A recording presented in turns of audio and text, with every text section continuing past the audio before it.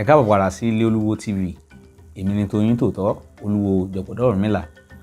Ìwúre oṣù tuntun fún oṣù kẹsàn-án, September 2021, òní àwa ṣe lónìí. Oṣù tó wọlé tó wá yìí, ire ni a máa rí, inú wa máa dùn, ayọ̀ wa máa kún, oníṣẹ́ ọwọ́ a máa tà, oníṣòwò á tàtà jèrè, gbogbo àwa ènìyàn ire la máa kó, ire la máa rí, ojú wa ò ní rí bí.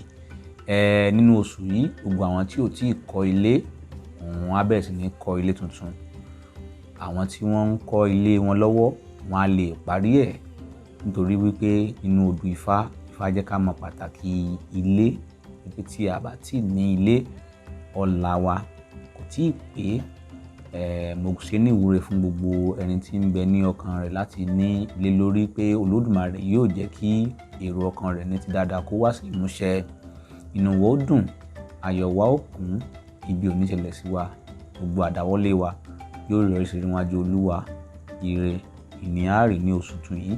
Ifá ní ìjíǹjí tí mo jí, mo ṣíjú apá mi ọ̀tún, mo bá igba erin tí wọ́n ti ń fi eyín lu yín kékéké. Ìjíǹjí tí mo jí, mo ṣíjú apá mi òsì, mo bá gba ẹfà níbi tí wọ́n ti ń wò lù kankan. Mo ní kí ló dé? Wọ́n ní àṣé oṣù tuntun ló dé. Ǹjẹ́ oṣù tó dé yìí, oṣù ayọ̀, oṣù dùnnú, oṣù gbéga ni yóò jẹ́. Ẹ̀làbọ̀rú, ẹ̀làbọ̀yẹ̀, ẹ̀làbọ̀ ṣíṣe. Ire o.